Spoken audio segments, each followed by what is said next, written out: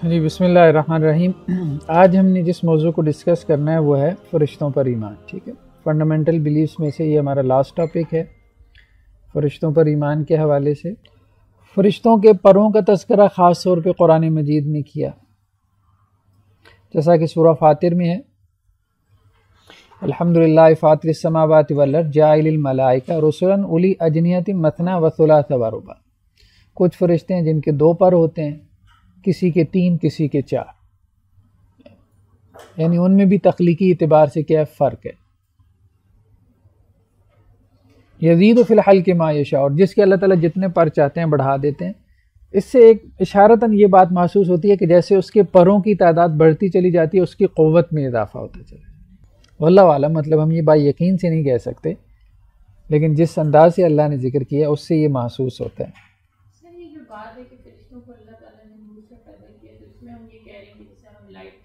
جی جی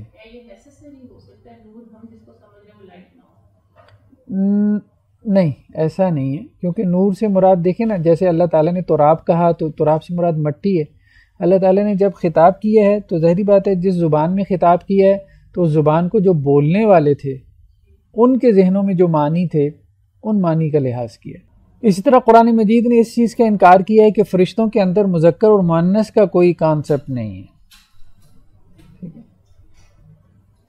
جیسا کہ مشرکین مکہ کا یہ عقیدہ تھا نا کہ وہ یہ کہتے تھے کہ فرشتے اللہ کی بیٹی ہیں، تو اللہ نے اس پہ تبصرہ کرتے ہوئے کیا کہا، ہم خلقنا الملائکۃ اناثا وہم شاہدون۔ جب ہم نے فرشتوں کو پیدا کیا تھا اس وقت وہ موجود تھے کہ یہ دعویٰ کر رہے ہیں، کلیم کر رہے ہیں کہ وہ لڑکیاں ہیں، فیمیلز ہیں۔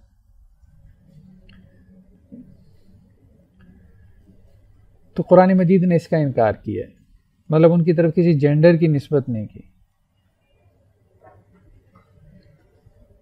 اسی طرح سے قرآن مجید نے اس کا بھی انکار کیا کہ فرشتے جو ہے وہ کھاتے پیتے ہوں،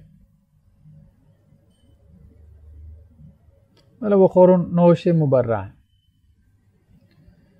جنات کے بارے میں یہ تذکرہ ضرور ہے، ان کی خوراک کا، ان کے کھانے پینے کا، جیسے کہا گیا نا کہ یہ جو تمہاری ہڈی ہے یہ جنات کی خوراک میں سے ہے، ایک روایت کے ہے نا مفہوم یہ۔ لیکن فرشتوں کے بارے میں جیسے حضرت ابراہیم علیہ السلام کے پاس جو آئے تھے فرشتے، جن کا تذکرہ قرآن میں آیا ہے، قوم لوط کے لیے عذاب لے کے آئے تھے، تو حضرت ابراہیم علیہ السلام نے کیا کیا تھا، فوراً ایک بچڑا جو ہے ذبح کر کے لے آئے تھے، اور وہ اس کی طرف ہاتھ نہیں بڑھا رہے تھے، تو حضرت ابراہیم خوف میں آ گئے تھے، کیونکہ انسانی صورت میں آئے تھے۔ تو حضرت ابراہیم نے تو سمجھا کہ مہمان ہیں، مہمان نوازی کرنی چاہیے، تو انہوں نے جواب میں یہی کہا کہ ہم فرشتے ہیں، مطلب ہمیں کھانے پینے کی ضرورت نہیں، ہم اس سے مبرہ ہیں۔ فقربوا الیہم قال الا تاکلون، تو حضرت ابراہیم نے ان کی طرف وہ کھانا بڑھایا اور کہا کہ کھاتے کیوں نہیں۔ پھر اسی طرح سے قرآن مجید نے ایک اور چیز کا تذکرہ کیا ہے کہ فرشتوں کے اوپر تھکاوٹ طاری نہیں ہوتی، اکتاہٹ نہیں ہوتی انہیں، جیسے ہم انسان کام کر کر کے تھک جاتے ہیں، مطلب یہ فرشتوں کی کچھ امتیازی خصوصیات ہیں۔ اللہ تعالیٰ نے جو مخلوقات پیدا کی ہیں ان میں سے 3 قسم کی ہیں نا جو باشعور ہیں، جن کو اللہ نے شعور دیا ہے، ایک انسان، دوسرا جنات، تیسرا فرشتے۔ اب ان تینوں مخلوقات میں سے بھی فرشتوں کی کچھ امتیازی خصوصیات ہیں کہ کھانے پینے سے وہ ماورا ہیں، ان کے اوپر تھکاوٹ طاری نہیں ہوتی۔ فرمایا یسبحون اللیل والنہار لا یفترون، صبح و شام اللہ کی تسبیح بیان کرتے ہیں اور اس میں کوئی سستی نہیں کرتے۔ ایک اور جگہ پہ ہے وہم لا یسامون، تھکتے نہیں اللہ کی عبادت سے، اللہ کی تسبیح اور تحلیل سے۔ بعض لوگوں نے یہ بھی ترجمہ کیا لا یفترون کیا کہ وہ سوتے نہیں۔ فرشتوں کا اصلاً مسکن کیا ہے؟ جیسے ہم کہتے ہیں نا انسانوں کا مسکن کیا ہے، پلینٹ ارتھ ہے، جنات کا مسکن کیا ہے؟ جنات کا مسکن بھی یہی ہے، یہی دنیا ہے، اصلاً یہی مسکن ہے۔ یہ نہیں کہ مریخ کے وہ باشندے ہیں جو یہاں ایسا نہیں، ٹھیک۔ تو انسانوں سے پہلے یہاں پہ جو جیسے کہ بعض مفسرین نقل کیا ہے، جنات کے پاس یا اس زمین کی، اس پلینٹ ارتھ کی خلافت تھی، تو ان سے لے کے انسانوں کو دے دی گئی، ٹھیک، خلیفہ تبدیل ہو گیا۔ جیسے رسالت میں ہوا نا کہ رسالت جو ہے وہ بنی اسرائیل میں چلتی آ رہی تھی، حضرت ابراہیم سے ان کے بیٹے اسحاق، ان کے بیٹے پھر حضرت یعقوب، ان کے بیٹے حضرت یوسف، چلی آ رہی تھی، حضرت عیسیٰ تک بنی اسرائیل میں آئی ہے، پھر اچانک جو ہے وہ اس کو سوئچ کر دیا گیا۔ وہ رسالت کہاں آ گئی؟ بنو اسماعیل میں، بنو اسحاق سے بنو اسماعیل میں آ گئی، اہل مکہ میں آخری نبی۔ اسی طرح سے یہی معاملہ ہوا خلافت عرضی کا۔ فرشتوں کا اصل مسکن زمین نہیں ہے، اصل مسکن ان کا آسمان ہے۔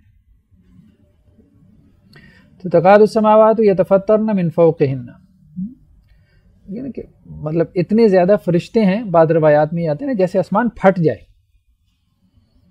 ان کے بوجھ سے، اتنے زیادہ فرشتے پھٹنے کے قریب ہے جیسے آسمان۔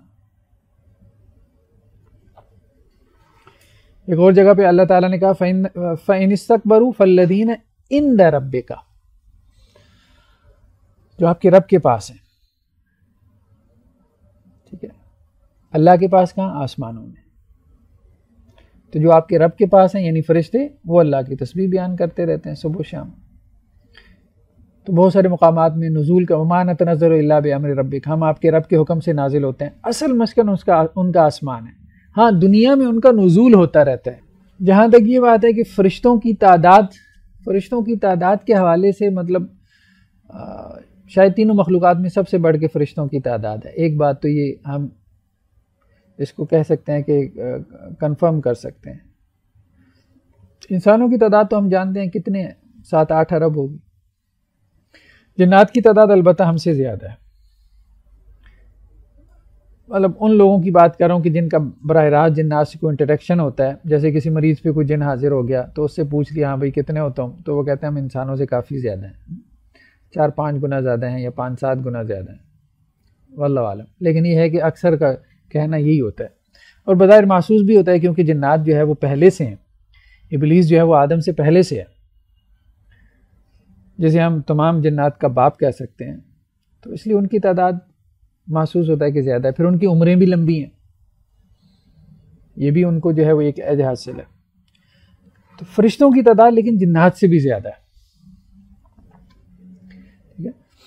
قرآن میں نا وَمَا يَعْلَمُ جُنُودَ رَبِّكَ إِلَّا هُوَ، آپ کے رب کے لشکر کتنے کو جانتا ہی نہیں ہے۔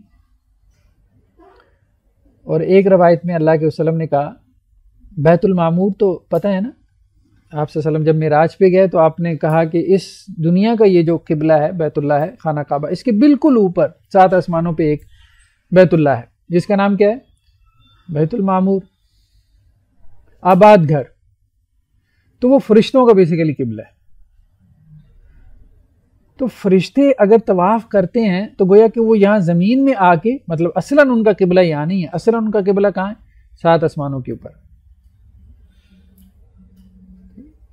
اور اسی حدیث میں ہے کہ روزانہ 70,000 فرشتے اس میں داخل ہوتے ہیں بیت المعمور میں، اور جو ایک مرتبہ داخل ہوتے ہیں وہ دوبارہ داخل نہیں ہوتے، اور یہ ہمیشہ سے ہوتا چلا آ رہا ہے۔ تو اس سے اندازہ لگایا جا سکتا ہے کتنی بڑی تعداد ہے فرشتوں کی۔ ایک اور حدیث میں صحیح مسلم کی روایت ہے، آپ صلی اللہ علیہ وسلم نے کہا کہ قیامت والے دن جہنم کو لایا جائے گا اور اس کی 70,000 لگامیں ہوں گی جہنم کی، اور ہر لگام کو 70,000 فرشتوں نے پکڑا ہوگا۔ تو یہ بھی اربوں میں فگر چلا جاتا ہے۔ یہ تو صرف جہنم کے حوالے سے ہے، وہ فرشتے جن کی ڈیوٹی جہنم پہ لگائی گئی ہے وہ اربوں میں ہے۔ تو فرشتوں کے حوالے سے مطلب ہمارے ہاں جو لٹریچر ہے اس میں ایک اچھی کتاب ہے عالم الملائکۃ الابرار، دکتور عمر سلمان الاشکر کی کتاب ہے، اس کا ترجمہ بھی موجود ہے، مولانا حسن ظاہری صاحب نے کی ہے، یہ نیٹ پہ آپ کو مل جائے گا، بلکہ کتاب و سنت جو ہماری ویب سائٹ ہے اس پہ پڑا ہوا ہے، فرشتوں کا تعارف کے نام سے۔ تو اگلی بات ہے فرشتوں کی وفات، ڈیتھ، اس کے حوالے سے کیا کانسیپٹ ہے؟ جیسے جنات کے اوپر بھی موت طاری ہوتی ہے، انسانوں پہ بھی طاری ہوتی ہے، یہ بات تو ہے۔ تو فرشتوں کے لیے جو موت ہے اس کا تذکرہ ایک مرتبہ ہی ہمیں ملتا ہے، اور وہ ہے سور اسرافیل کے وقت، اس سے پہلے کا نہیں۔ جو پیدا ہو گیا وہ سور اسرافیل تک تو زندہ ہے۔ ہاں سور اسرافیل کے حوالے سے یہ بحث موجود ہے کہ اس وقت صرف خدا کی ذات باقی رہ جائے گی، جیسے قرآن نے کہا نا وَنُفِخَ فِي الصُّورِ فَصَعِقَ مَنْ فِي السَّمَاوَاتِ وَمَنْ فِي الْأَرْضِ، جب سور میں پھونکا جائے گا تو سب گر جائیں گے، سب گر جائیں گے، جو زمین میں اور جو آسمانوں میں ہے، الا من شاء اللہ، سوائے جس کو اللہ تعالیٰ چاہے۔ ایک استثناء کر دیا، لیکن من فی السماوات آسمانوں میں کون ہے؟ ظاہر بات ہے اصلاً مسکن جو ہے وہ آسمان کس کا ہے؟ وہ تو فرشتوں کا۔ تو اس لیے سورہ اسرافیل کے حوالے سے یہی محسوس ہوتا ہے کہ، اور یہ استثناء اللہ نے کس کا کیا؟ ہو سکتا ہے حضرت اسرافیل علیہ السلام کا کیا ہو۔ بعض روایات میں جو ہے وہ حضرت موسیٰ کا بھی تذکرہ آتا ہے۔ ایک روایت میں آتا ہے نا، اللہ کے رسول صلی اللہ علیہ وسلم کہیں گے سب سے پہلے جسے ہوش آئے گا وہ میں ہوں گا، تو میں دیکھوں گا کہ حضرت موسیٰ نے عرش کے پائے کو پکڑا ہوگا، اور مجھے نہیں معلوم کہ وہ مجھ سے پہلے ہوش میں آ گئے یا ان لوگوں میں سے تھے جن کے اوپر بے ہوشی طاری نہیں ہوئی۔ تو ملائکہ کا جہاں تک تصرف کی بات ہے، تو جس طرح اللہ تعالیٰ نے جنات کو ایک قوت دی ہے کہ وہ اپنی شکل اور صورت بدلنے پہ قدرت رکھتے ہیں، جیسا کہ آپ وسلم کی ایک روایت ہے نا کہ یہ مدینہ کے جو اکثر سانپ ہیں یہ جنات ہیں، تو اپنے گھر میں اگر ان کو دیکھو تو پہلے ان کو کیا کرو؟ وارننگ دو، بھائی یہاں سے نکل جاؤ، پھر نہ نکلیں تو پھر ان کو مار۔ اسی طرح سے فرشتے بھی اپنی شکل بدلنے پہ کیا ہیں؟ قدرت رکھتے ہیں۔ اور مریم علیہ السلام کے پاس آئے تھے نا جبریل، تو فتمثل لہا بشرا سویا، قرآن نے کیا کہا؟ انہوں نے ایک بشر کی صورت اختیار کی، تو اور مریم ان کو دیکھ کے ڈر گئیں کہ یہ کون آ گیا میری خلوت میں، تنہائی میں۔ اسی طرح حضرت ابراہیم علیہ السلام کے پاس جو فرشتے آئے تھے قوم لوط کی 2 بستیوں کو تباہ و برباد کرنے کے لیے، وہ بھی جو ہے وہ انسانوں کی صورت میں آئے تھے۔ پھر حدیث جبریل کا تذکرہ ہم نے کیا تھا کہ حضرت جبرائیل علیہ السلام جو ہے وہ انسانی صورت میں آئے تھے۔ تو اس طرح سے فرشتوں کا انسانوں کی صورت میں آنا دنیا میں یہ بہت عام ہے، صرف نبیوں کی طرف نہیں، غیر نبی کی طرف بھی آتے رہے۔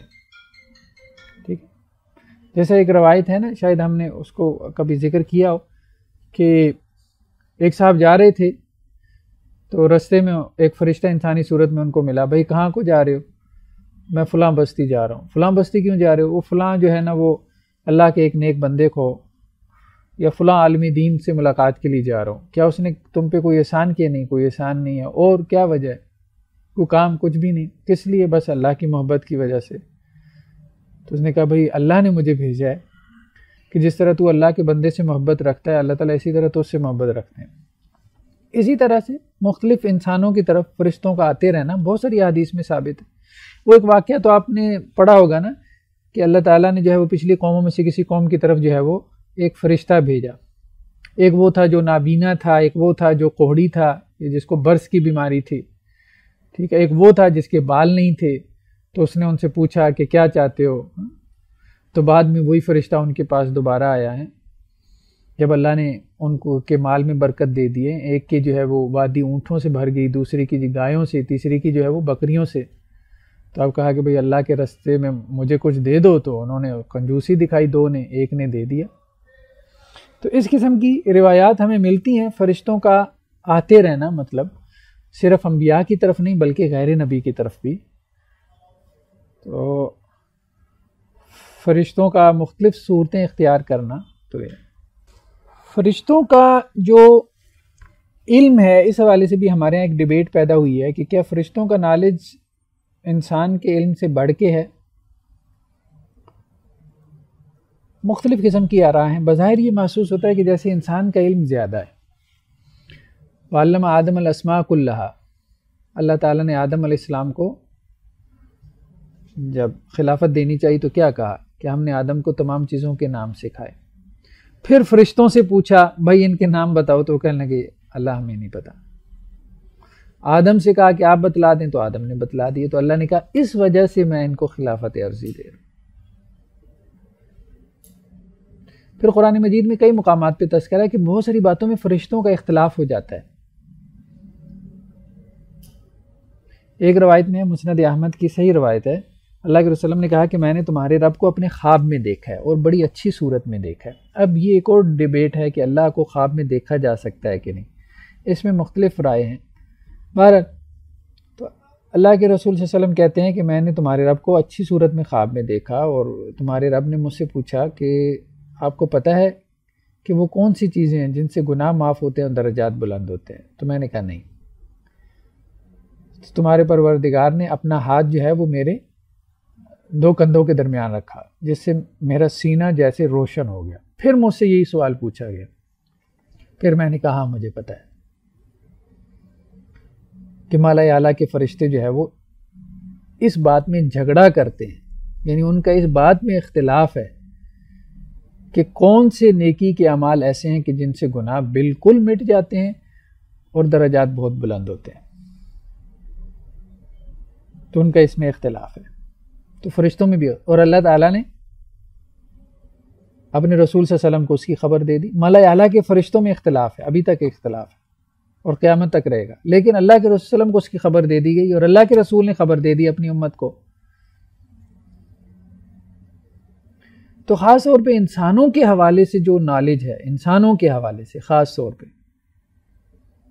ایک تو ہم کہہ سکتے ہیں نا اللہ کی ذات اور صفات کے حوالے سے، ظاہری بات ہے کہ مالا اعلیٰ کے فرشتے اللہ کی ذات اور صفات کے حوالے سے ہم سے زیادہ بہتر جانتے ہوں گے، لیکن اوور آل نالج کی اگر ہم بات کریں یا انسانوں کے حوالے سے ہم علم کی بات کریں تو انسانوں کا علم اس حوالے سے زیادہ بڑھ کر ہے فرشتوں سے، اس بنیاد پہ کہ اللہ تعالیٰ نے انہیں یہ علم دیا. جیسے آدم کو بھی اللہ نے علم دیا، وَعَلَّمَ آدَمَ الْأَسْمَاءَ كُلَّهَا.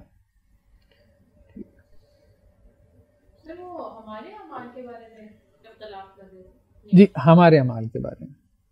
سر ہم اس کو ایسے بھی کہہ سکتے ہیں کہ ہو سکتا ہے کہ ہمارے علم کی نوعیت ان سے فرق ہے، کیونکہ انٹیگریٹو ہے، ہم لوگ زیادہ چیزوں کو اکٹھے دیکھ سکتے ہیں. ہو سکتا ہے اللہ نے یہ علم فرشتوں پر، جیسے کئی لوگوں پہ لکھا ہوگا کہ فرشتوں کو مخصوص چیزوں کا علم دیا. ہاں ایسا ہی ہے، ایسا ہی ہے، ایسا ہی ہے.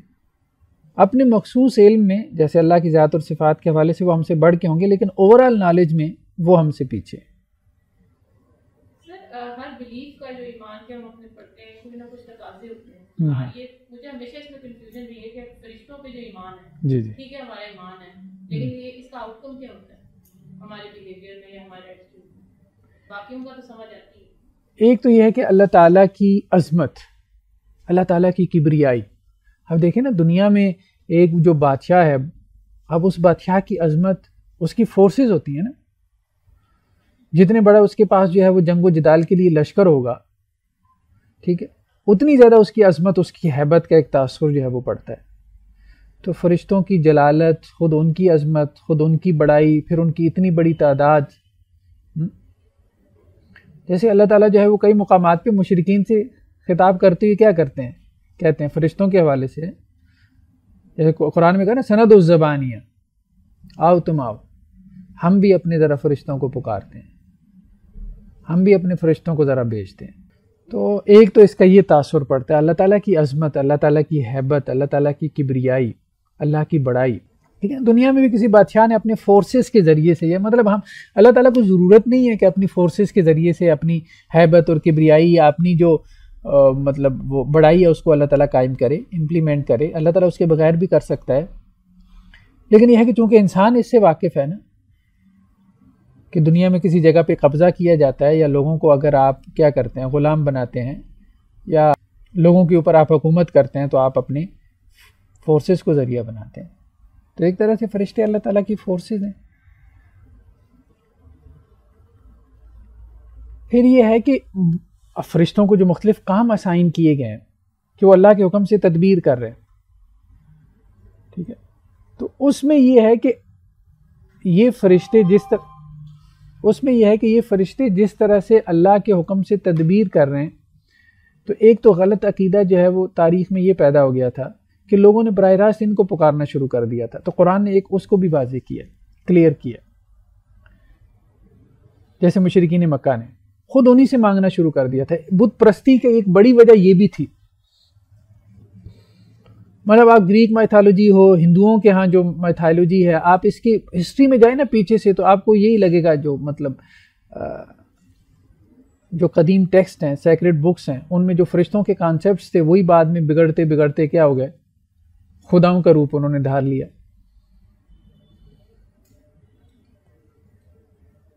مطلب وہ جو فرشتوں کی ڈیوٹیاں تھیں، ان کے جو کام تھے، لوگوں نے ان کو براہ راست مخاطب کرنا شروع کر دیا. پھر فرشتوں کا کانسیپٹ درمیان میں سے غائب ہو گیا، وہ خود ہی خدا بن گئے. تو ایک اس کی بھی قرآن مجید نے کریکشن کی، اس کی بھی قرآن مجید نے تصحیح کی ہے. تیسرا یہ ہے کہ چونکہ فرشتے ایک خیر کی قوت ہے نا، ایک نیکی کی قوت.